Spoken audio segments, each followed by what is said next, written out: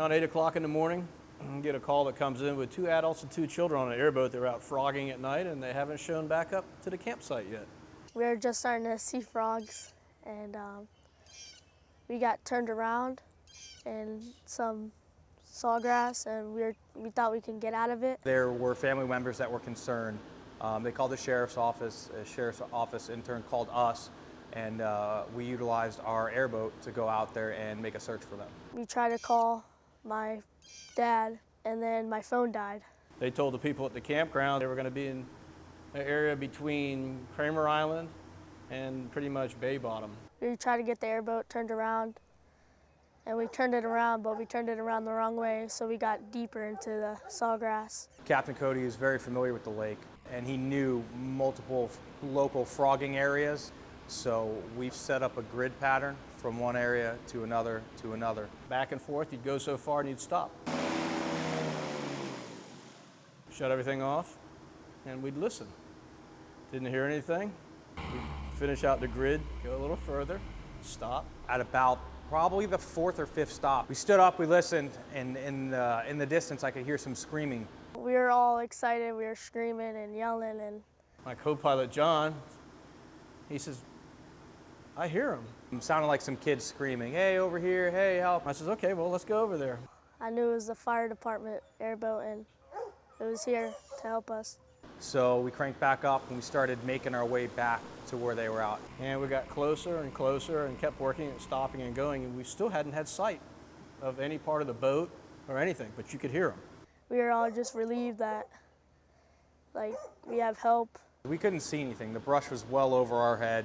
The cage of the airboat, if you stood on top of it, it was still over that. And then all of a sudden, you notice you could see the little orange flag. They were able to hold a makeshift flag up in the air, That's the first thing we saw. which made it easier for us to spot. We just put the flag up, and I heard Frank, and I got happy. The son was standing on top of the cage with a paddle tied to the bottom of the whip, holding it up. That gives you an idea how tall the vegetation was where they were at and how thick it is. They were in such thick brush that I don't know who else would have found them out there. Every type of freshwater plant life you could think of that grew large, willows, oaks, cattails, bulrush, it was a little bit of everything. They were in very, very thick brush that was hard for this airboat to even get to. So how they got there, we still don't know. Then we had to try to figure out how to get to them without crashing or getting stuck. Once we got there, we made contact with them, made sure everybody's okay, nobody was hurt. They'd been out there all night. Their boat had sustained damage. We hit this big tree stump, and we all went flying off the boat. The operator of the other airboat had generally said that he ran out of gas trying to get out of where he was. The gas ran out, and we stayed out there all night until 10 in the morning when Frank saved us. So they were stranded. They were completely stuck in there. There was no getting out of there except another boat coming to get us. So we loaded them onto our boat, secured everybody in, and started making our way back out. Getting out was a challenge in itself too. The foliage in the brush that we were going through at the time seemed to be about 15 feet tall, to the point that when we're pushing through it with the airboat, it was actually creating kind of a canopy over the boat to where you're actually not seeing sunlight anymore, you're seeing more brush, cattails, trees, and things of that nature, to where it seems that sometimes you might not be able to get the boat out of it. Big trees and a whole bunch of sawgrass just surrounding us, and like, it was hard. I've been on an airboat for a long time and running a lot of areas. I've never seen it that bad before. This airboat is set up with a special feature where it actually, as you're going through dry brush, there's no water, it can spray out a soapy type liquid underneath the boat to help it become more slick and easier to get over dry brush and stuff like that, which I think it's a 6-gallon tank, we utilized all of it. It was cool because the airboat was really big and it was fast, and like, it got us out of there. Like, I was surprised because we were running over big like tree stumps, what the boat we were on could never run over, and like, I was just happy we got out of there safe and no one was hurt. We were able to push through all of it, get through the thick stuff, get out to open water, and get back to the dock. Well, the rescue was great when we got back because all the parents and everybody was waiting there with the family. They were thrilled. All you could see was smiles and waving.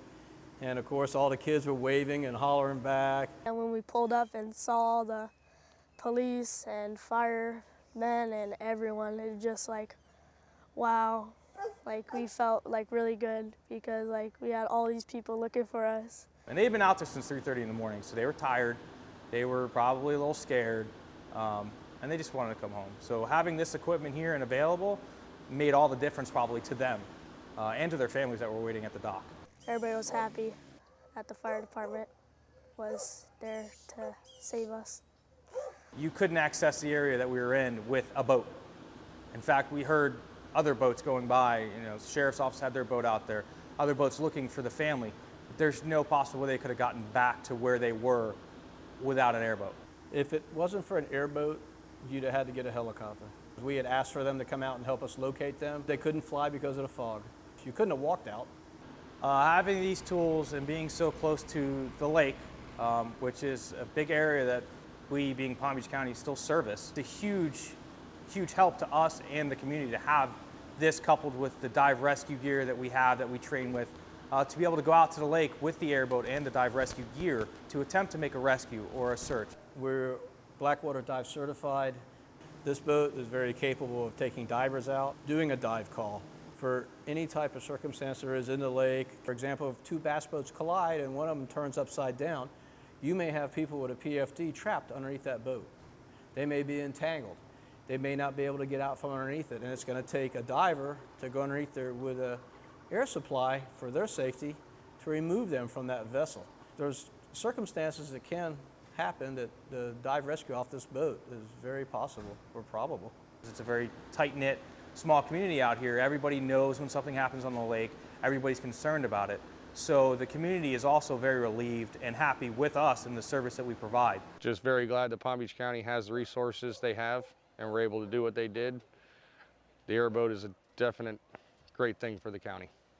Two young boys are telling their story of survival after the airboat they were on crashed on Lake Okeechobee. Jason Nielsen and buddy Zach were... I want to thank them very much for helping me and my friend and the two other adults who were with us. We really appreciate them helping us, and just a big thanks to them.